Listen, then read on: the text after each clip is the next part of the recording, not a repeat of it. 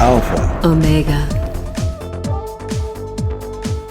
Hey everybody. Hi. Hey, welcome back. Great to Welcome see back. you. Great to see you again. How you been? Why do some high magicians view Wicca or witchcraft as evil, or is that a misconception? Yes and no. The reason why is that there are covens that are evil. There's just no two ways around it. There have always been the Malavento and the Benevento, the good Right. witches and the bad witches.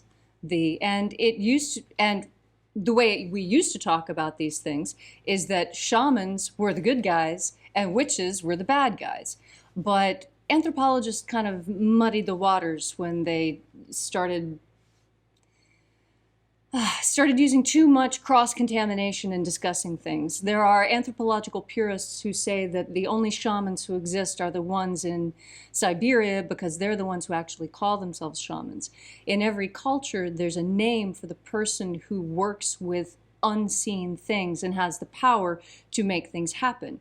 It's just that name differs from language to language, just as the word for love differs from Right. language to language. Now, back to your original question about are there covens that are evil? Yes. Yes, there are. And it's usually pretty easy to tell when you go to their outer court meetings.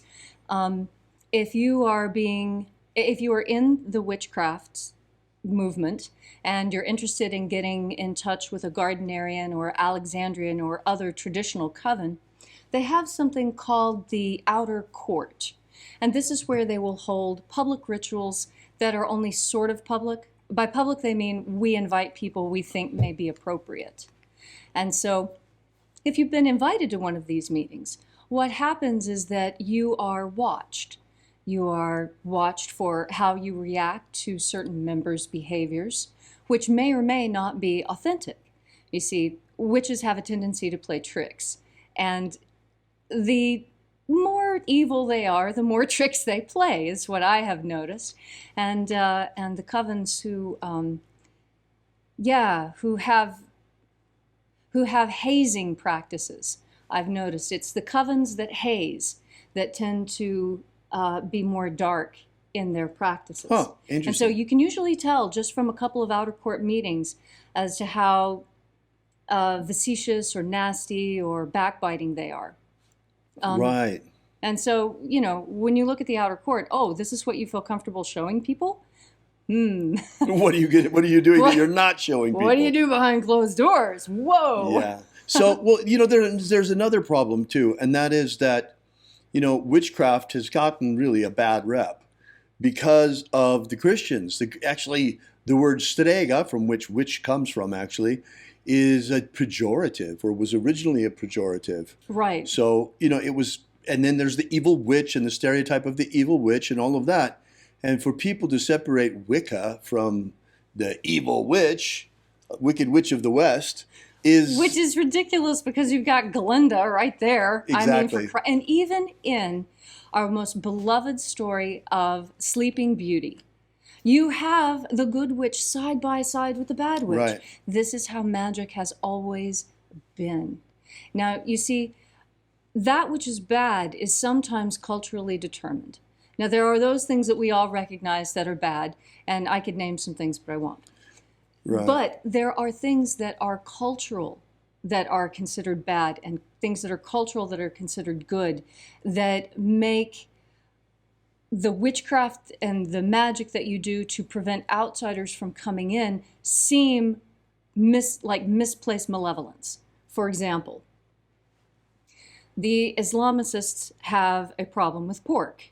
The Chinese adore pork. So if the Islamicists cast spells to attack pork production in China, the Chinese would see it as malevolent, and the Islamicists would see that as just cleaning up a mess. Do you see?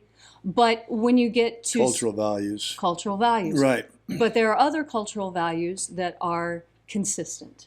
Right. We all believe that you should love your spouse. That is a cross-cultural constant, no matter what culture you're in. Well, and why do some high magicians view witchcraft, Wicca as evil? I think that is a bit of a misconception, Fiona, the way that you state the question. I think you're not dealing so much with high magicians as you are with Ceremonial Satanists, perhaps? no Christian prejudice, Right. fundamentalist Christian prejudice in our culture. Which leaks over. Well, imagine. I mean, Leslie and I are dealing with this all the time because, I mean, more so probably than even witchcraft because we're so out there with the magic of Jesus. We get outraged. There are people out, what do you mean the magic of Jesus? Magic is evil. Well, sorry, the magic of Jesus is the magic of Jesus, and it's not evil. And God, you're sounding as crazy as the Pharisees by even saying that. Oh, and don't get me wrong. There are witches covens who think that Jesus is evil. Right. And the mere mention of Jesus or anything positive about Christianity or even, you know, the slight hint of a hymn, and you're kicked out of the group. I can attest to this. I have been kicked out of groups before for simply stating that I thought perhaps we might view Jesus in the same way that we view Krishna or Ganesha or Ekkat or Zeus or any of the others. Right. Can't we just put him in the pantheon? Right. Yeah. So you see, there are all of these cultural things that we're dealing with, but particularly high magicians viewing Wicca witchcraft as evil, not so much. That sounds more like just snobbery. Right. It's more like, yeah. Because if we are high magicians and you're Right. just still mucking about Well, around fire and it's pits. kind of silly too because high magic and low magic each have their place. Leslie is really, really masterful in low magic. She comes from the spells background. I come from the high magic background. And we've really learned a lot from one another. Yes. And this course here in Spellwork, there are actually a lot of high magicians in this course as well, which I try to keep the high magic questions out of here and in the Golden Dawn, but it's not so easy sometimes. Then we have yet another problem, and that is that, okay, so there are fundamentalist Christians that are saying all of magic is evil, even high magic. That's what we're running into. Even the magic of Jesus. I mean, the word magic is like showing a red flag, a red cape to a bull for these people. For some, yes. For some, it's really, really, really is quite astonishing. And then we have the other problem, which is that, okay, since the Christians are saying that, since certain fundamentalist Christians are saying that magic is evil, even the magic of Jesus, believe it or not, then you have the actually evil people, the Satanists, who are taking advantage of this. Yes. And are saying that there's no Hugely. such thing as the magic of light or white magic. All magic is evil. Yes, the Christians are right. All magic is evil, and everything other than magic is dogma, Right. No. which is equally as wrong. Yes. Yes. It's it as is. though high magic and low magic don't exist outside of black magic, which is absolutely silly. That would be like saying the only way that you can possibly use nuclear energy is to blow things up. Exactly. You know, it's like it's really silly. But you run into this. I mean, you if you've never run into it before, go look at the channel of E.A. Quetting, and they'll have several videos about the right hand path debunked or whatever, and it's totally insane. It makes these false dichotomies between dogma on the right hand path is dogma, and the left hand path is individuality and freedom. Well, that's a crock of manure. Yes. Most Because certainly. Satanism is not a path of freedom. It's a path of slavery. I mean, you just take a look at these people. I mean, they're you know, they have all kinds of problems. I mean, look at their lives. And, you know, they've either blown out their nose with coke or they're you know, they have all of these other problems as well. And it has nothing to do with magic, certainly not to do with the magic of light.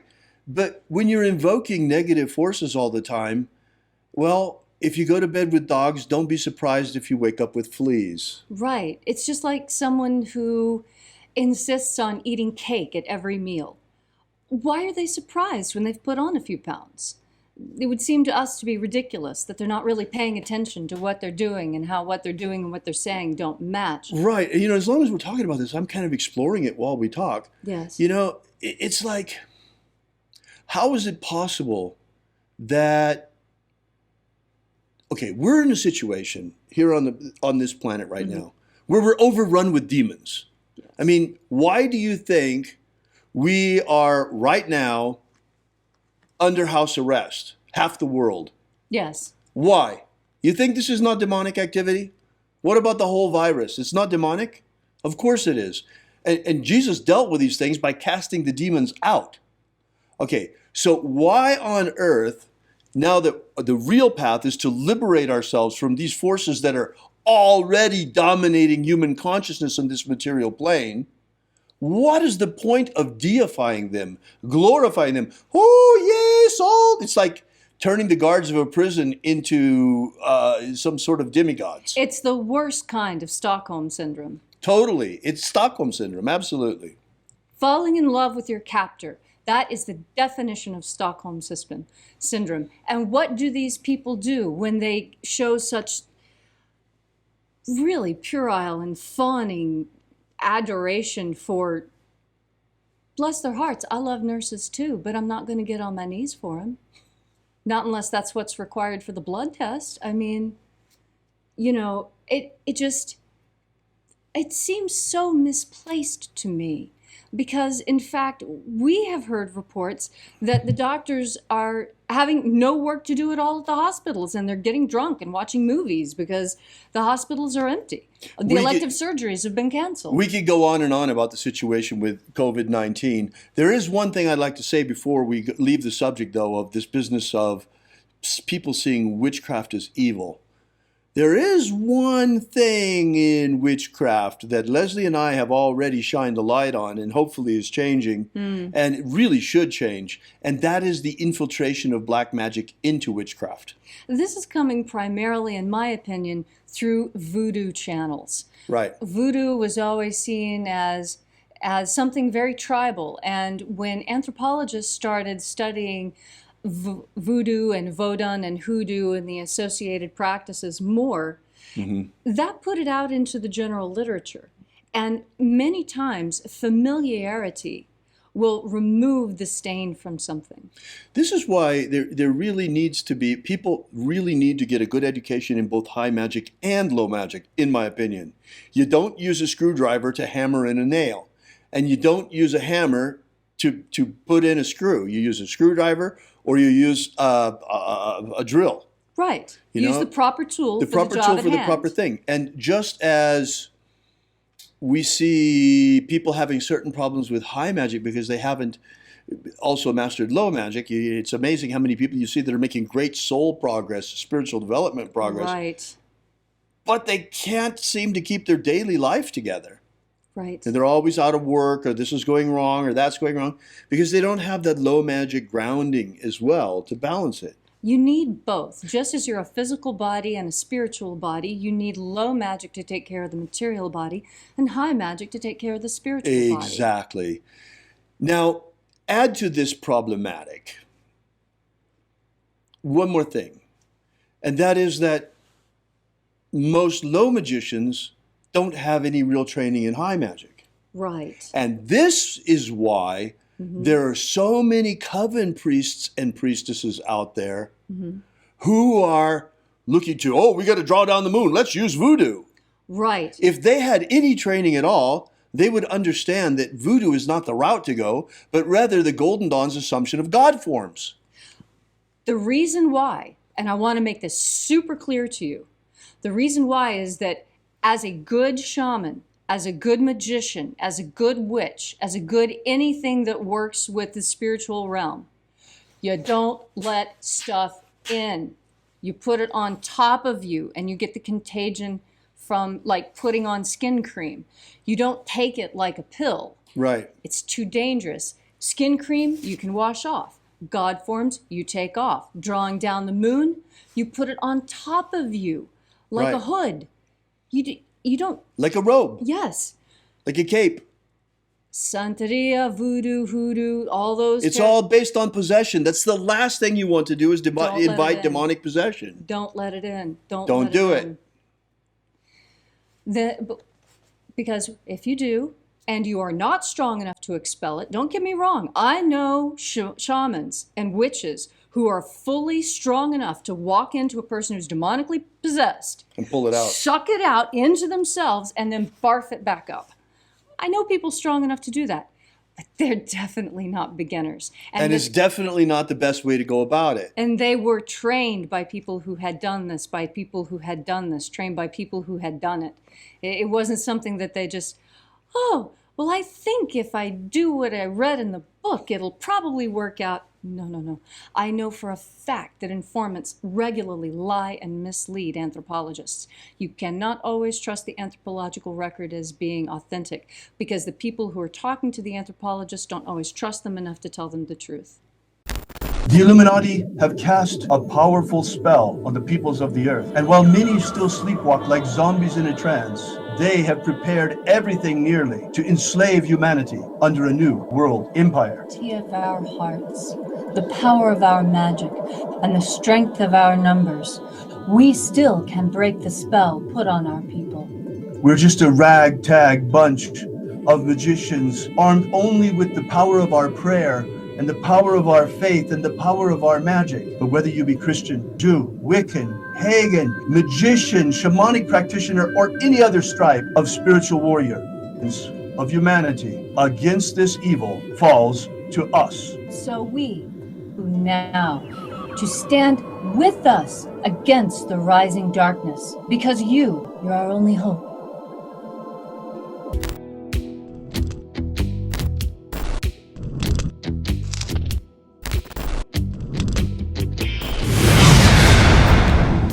Have you ever wanted to gain real magical abilities so you can become the master of your destiny? Do you wish you could get the ancient secret key for free so you can build the life of your dreams? If you've wanted more out of life, to become all that you can be, physically, romantically, financially, spiritually, then you need to take action and get this right now. That's right, and for free, but it won't be available for much longer. So go right now to thescienceofmiracles.com and get started. Achieve the prosperous life you want for yourself. Gain ultimate life mastery.